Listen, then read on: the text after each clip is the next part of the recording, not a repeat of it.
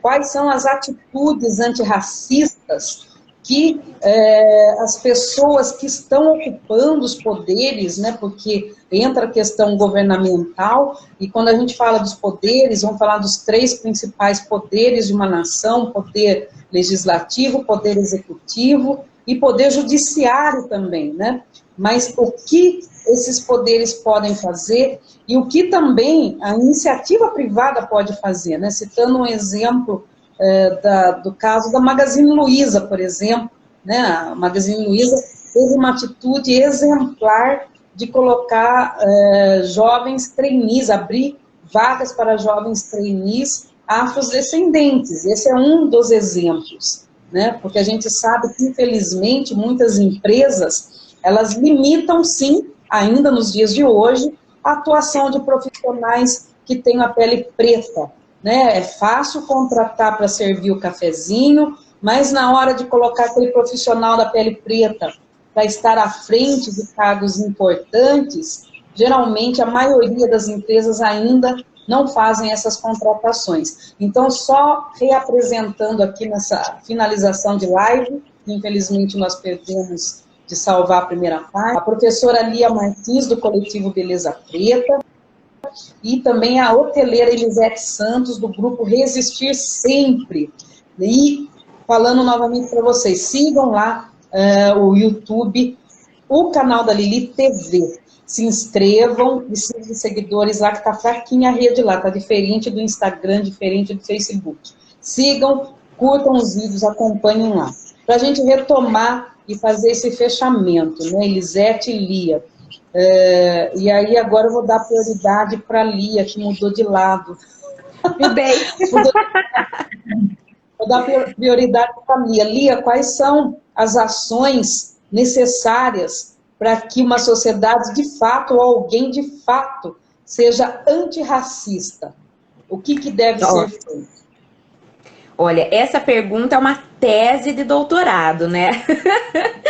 Mas eu acredito que para pensar numa mudança, né? Quando a gente pensa, você falou dos 3 poderes, né? Quando a gente pensa em sociedade, vou citar aqui Althusser, porque eu não consigo pensar em sociedade sem pensar desse autor francês aí, que fez uma leitura muito inteligente sobre sociedade, né? Ele fala aí dos aparelhos de Estado, né? Então aí ele traz a religião, ele traz a política, ele traz a mídia e ele traz a escola. Então eu acredito que trabalhar essas frentes para mover e para gerar realmente uma sociedade antirracista, eu acredito que teria que ser feito um trabalho mútuo em cada um desses aparelhos institucionais aí, né, que são esses aparelhos do Estado mesmo, são esses instrumentos do Estado.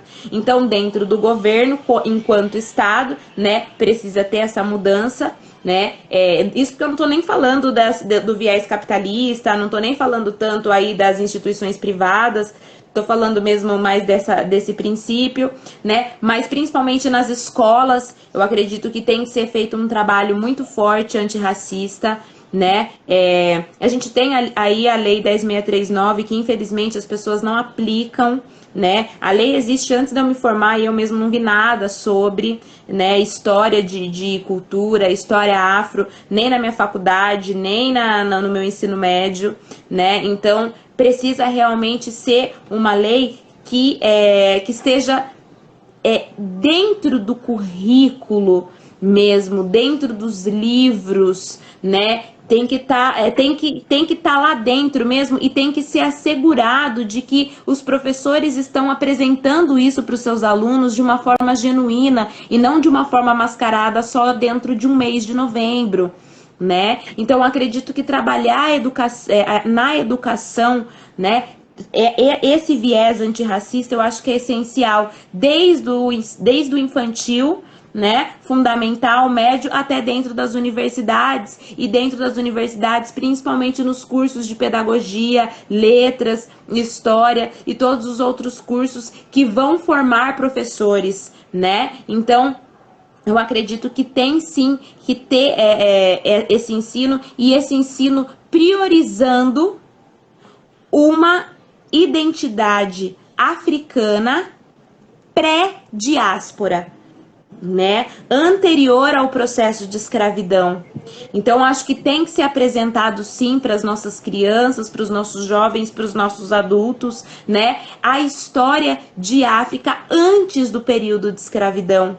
E durante o período de escravidão tem que ser apresentado a realidade dos quilombos, a formação dos quilombos, a luta, as vitórias do povo preto dentro dessa estrutura colonial, né? E tantas vitórias que teve mesmo dentro dessa estrutura, a articulação do movimento negro no Brasil, né? Eu acho que tudo isso tem que ser mostrado na educação para as crianças, né, e para os adultos também. Eu acho que isso tem que ter um conhecimento para que a criança, né, saia, a criança, o adolescente, saia da escola e tenha noção de que a cultura negra, né, ela vem antes da escravidão, é uma cultura extremamente rica. Se isso acontecesse, né, toda a intelectualidade, por exemplo, dos egípcios e de África seria resgatada, e esse afastamento com a intelectualidade não seria construído, né, e tão enraizado dentro do nosso povo, porque daí a gente ia ver que sempre teve intelectualidade dentro do nosso povo, sempre teve articulação política, se fosse ensinada a história do movimento negro dentro do nosso povo, se fosse ensinado as lutas quilombolas dentro da educação.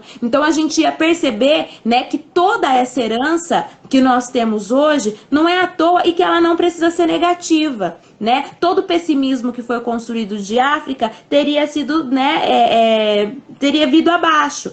Porque é essa a ideia que eu acho que, principalmente dentro da área da educação. E aí, junto com ela, a mídia, com certeza, precisaria estar articulada com essa construção, né? A religião também, porque infelizmente a gente sabe que dentro das igrejas a gente ainda vê uma disseminação totalmente patriarcal e totalmente hegemônica no sentido de, né, eurocêntrica. A gente vê um eurocentrismo muito forte dentro da religião, né?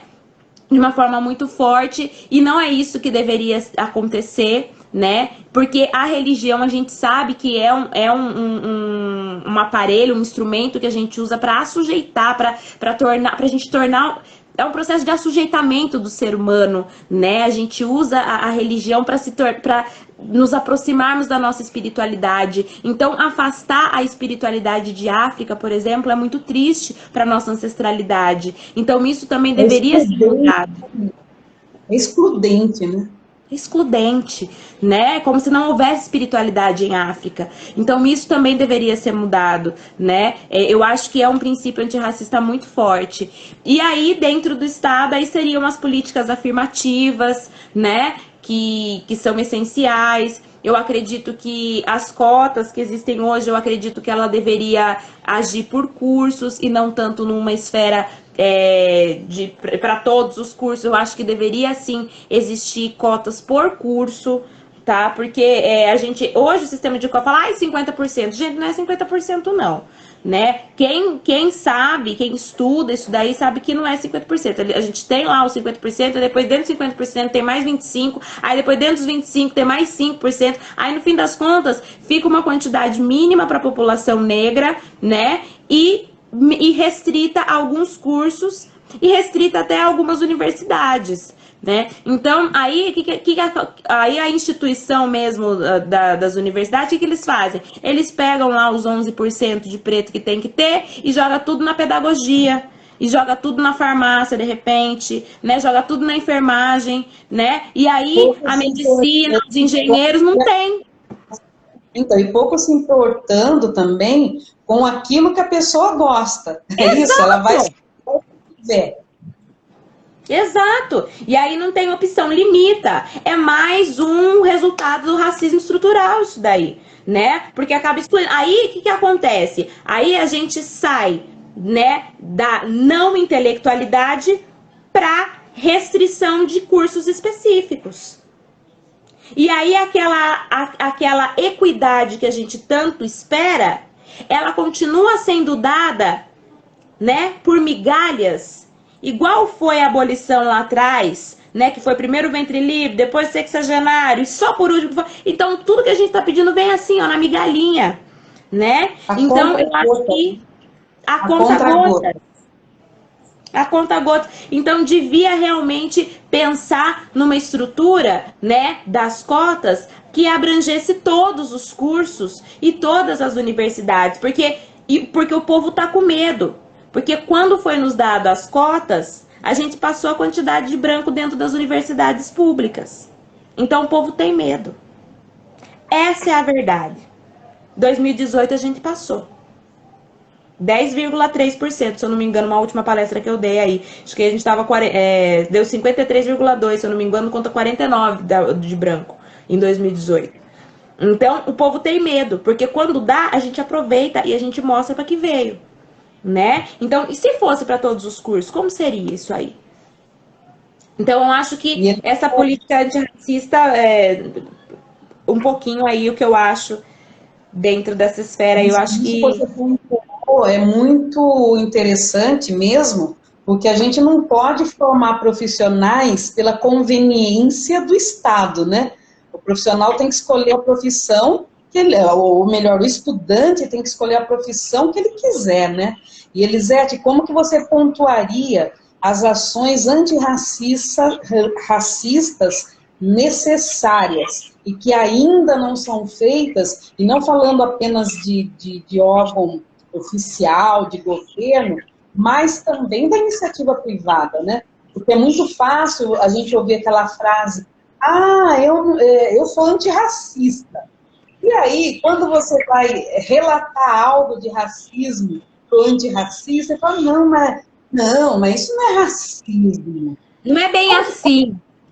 Não é bem assim. Então, como você avalia isso, Elisete? Eliana, a Lia colocou a questão, desculpa, foi você que colocou a questão da Luísa Trajano, né, que trouxe um projeto para pessoas negras, e ela foi muito criticada e sofreu processos, porque ela estava fazendo o racismo reverso, inverso, sei lá. Né? Racismo reverso. Então, essa justificativa é forte. Como é complicado isso, né? Para nós que estamos sofrendo com isso há tanto tempo e que nós não fomos inseridos em nenhuma das políticas, então, na iniciativa privada, é nítido que nós não estamos lá, porque nós não temos engenheiros para estar lá, nós não temos mão de obra qualificada para estar lá. E eu quero fazer um parênteses, que nós não temos mão de obra qualificada do ponto de vista da formação acadêmica. Mas nós, quando chegamos aqui, nós trouxemos toda a inteligência e tecnologia de África. Né? Nós trouxemos na gastronomia, nós trouxemos na construção civil. Gente, a África é o berço. Então, nós trouxemos isso. Esse Brasil foi construído por essa tecnologia. Esse Brasil foi construído por essa inteligência vinda de África.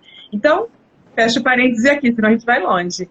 Mas, então, os médicos, né, nas clínicas, os engenheiros, os publicitários, os jornalistas, eles não estão nos espaços. Né? E aí, quando a gente fala dos CEOs e dos grandes escalões, das grandes empresas, das multinacionais, certamente também não estarão, porque eles não acessaram as universidades e a formação para ocupar esses cargos, né? Você pega um cargo, Eliana, e precisa do português, formal, do inglês, do espanhol, e já estão pedindo um japonês, gente. Um coreano. Assim. Você tocou num ponto, Elisete, que é importante, porque assim, hoje a gente tem um profissional, nós temos profissionais preços em todas as áreas, mas a diferença é que, por exemplo, o profissional branco que já veio aí de uma família de classe média normal, vou nem falar de gente rica não, classe média, mas aquele que estudou, que fez inglês né, desde os primeiros anos de escola. Ele fez inglês, ele fez espanhol, né? Ele pode estar fazendo agora uma terceira língua, o coreano. Então, essa é a diferença.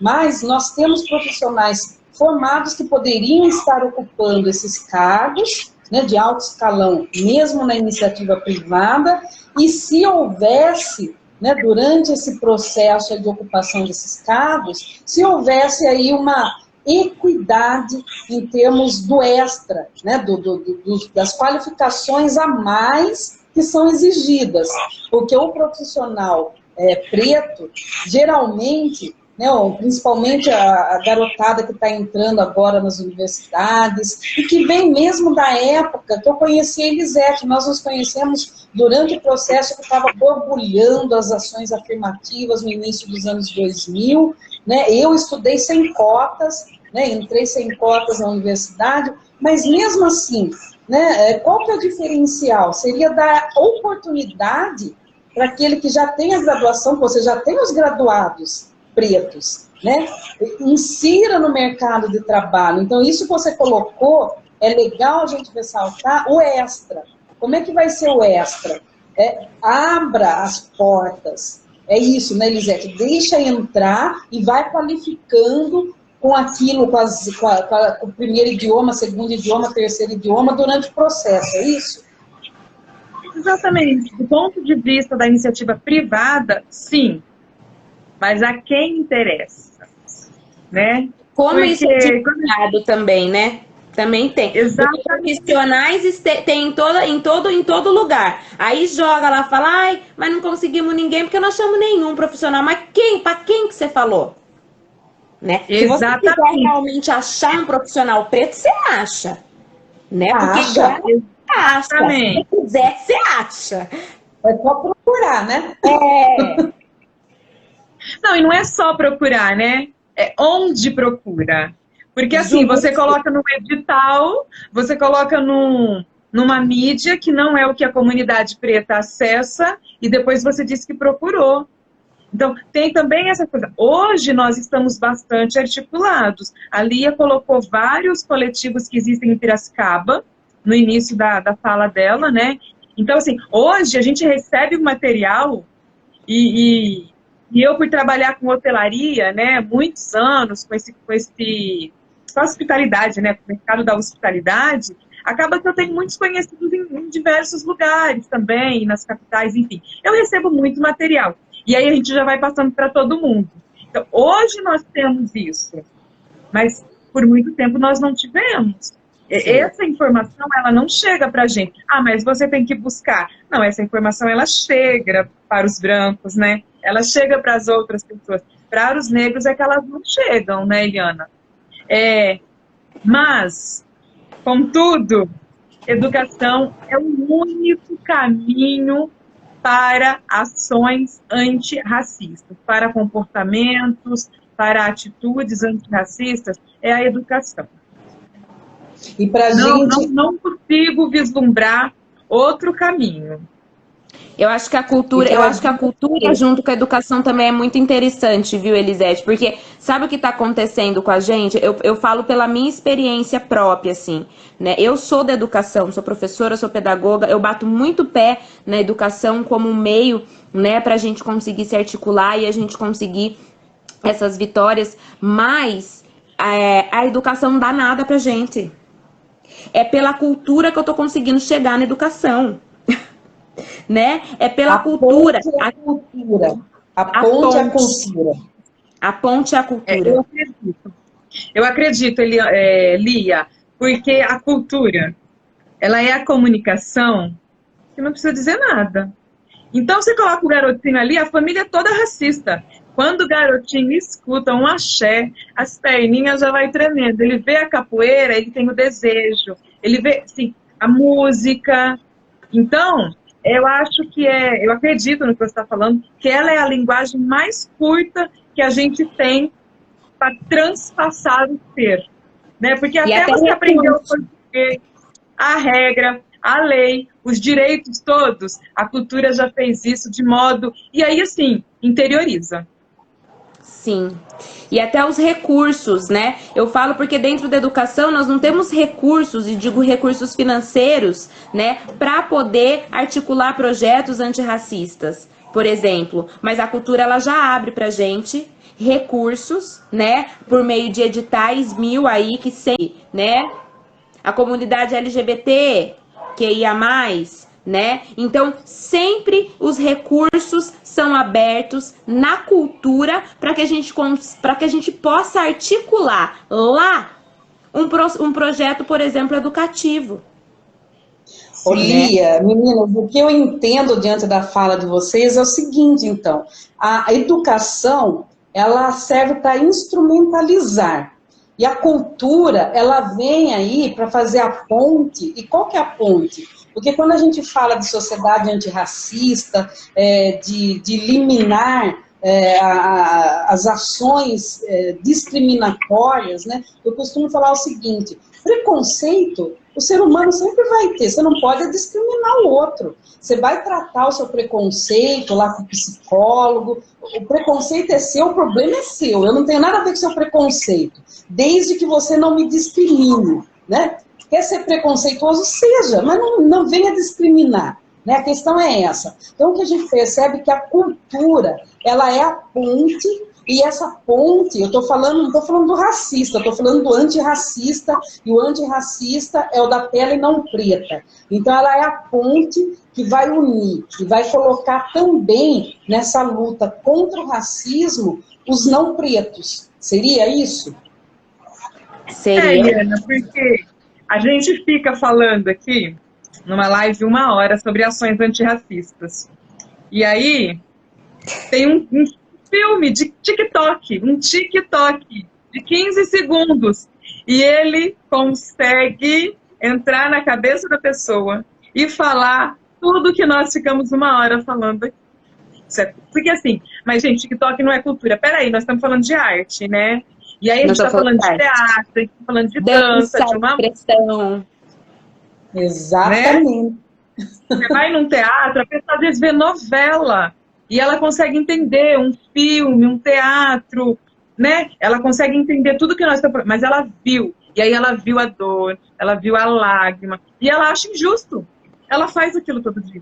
Só que quando ela vê, é injusto. É a percepção, a gente consegue tocar. Essa fala, a nossa conversa, nosso bate-papo, a Lia Mara, advogada, ela até falou, vocês precisam marcar outra live, porque não dá. Eu perdi a primeira parte da live, infelizmente. A gente já passou de 1 hora, porque tinha dado 1 hora, aqui já são quase 27 minutos. Eu quero agradecer muito a participação de vocês, a disponibilidade de vocês. É um assunto que a gente precisa, sim, retomar. Né? Quem sabe a gente faz uma outra live agora, novembro já está quase acabando, né? Mas quem sabe em dezembro a gente faz uma live aí de melhores momentos, melhores conversas, e voltamos a falar. Mas para a gente finalizar o nosso papo, consciência negra, né? 2021, ano dificílimo ainda, estamos em plena pandemia, né? Ainda não acabou a pandemia, infelizmente. Vivemos um desgoverno, um retrocesso, muita luta, né? Desde 2018. O que é, diante de todo esse cenário, o que representa a consciência negra em pleno ano de 2021, para a gente finalizar essa conversa? Quer falar dessa vez, Elisete, primeiro? Vou falar. Nós conversamos bastante sobre o Dia da Consciência Negra. E não é sobre o dia que eu queria falar. Mas uma pessoa que estava aqui com a gente na primeira que eu vi, que era o Marcos Lende, um super parceiro, idealizador aí do Resistir Sempre, que organizou esse movimento todo, ele falou assim, nós não precisamos fazer nada no 20 de novembro. Nós fazemos o ano todo. Eis a nossa consciência. Vou falar de pessoas do nosso cotidiano.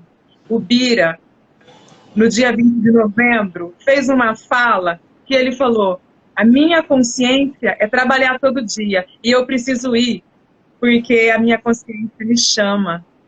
Então, Eliana, o que é a consciência negra? Para nós que estamos aí todo dia, A consciência negra nossa é essa. É a gente se indignar o tempo todo, não deixar de se indignar e fazer e ter atitude ali na fila do supermercado, com a criança que chora, com a mulher que passa chorando, ou que estava ali no ponto de... É a gente ter 5 segundos e falar, olha, tá tudo bem. Então, assim, durante a pandemia isso foi difícil, foi, mas veio a nossa consciência negra. É a gente estar ali junto. E então, finalizo minha fala com isso e deixo um super abraço aí para as pessoas que nos acompanharam. Eu vi o Jonas, a Marta, a Cleide, a Adriana Henrique, a doutora Lia, o Rafa, Bittencourt. Deixo um abraço e super agradeço a participação aqui, Eliana, o convite, o carinho e poder participar aqui dessa com a Lia. É um prazer imenso. Ah, obrigada. Bom, eu acho que a Elisete colocou muito bem essa questão da 20 de novembro da consciência negra, né? E esse ano aí, primeira vez, feriado nacional, né? Espero que, por ser feriado nacional, essa identidade, essa ideia de resistir, de estar à frente, de lutar, não se perca, né?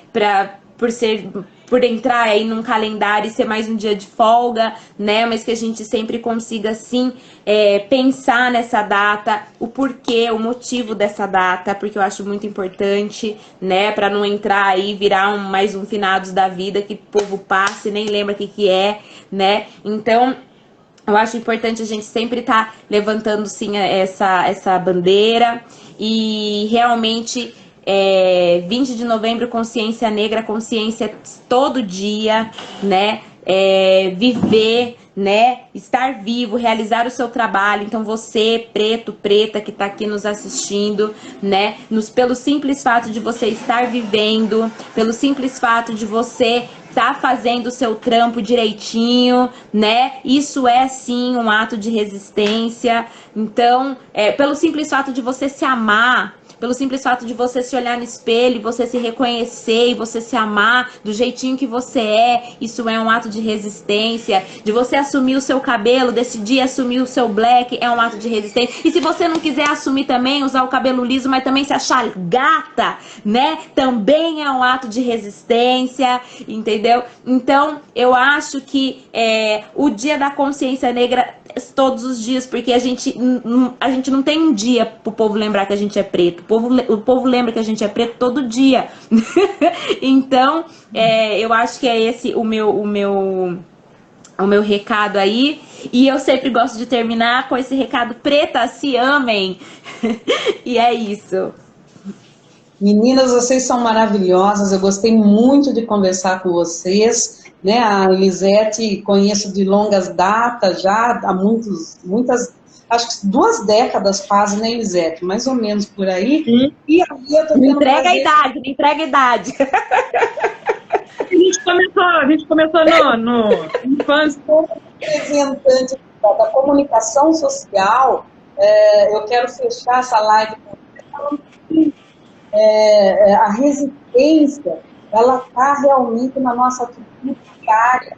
Ela não é uma atitude, ela não está limitada a um período, a uma data.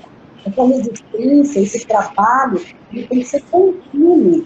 Eu agradeço aqui muito a luta principal e colocar o seguinte, gente, somos muitos nesse Brasil, temos muitas coisas a serem enfrentadas, mas a gente resiste, né? A gente resiste. No meu caso da beleza preta, muito mais do que um fenótipo, é o genótipo, é aquilo que a gente carrega dos nossos ancestrais, a luta, né? A luta que foi desde a retirada forçada lá da África, da desumanização. Nós não descendemos de escravos, descendemos de um povo que foi, povos que foram escravizados, mas povos que já dominavam muita coisa lá no imenso continente que é a África, imenso continente, né, formado por inúmeras civilizações.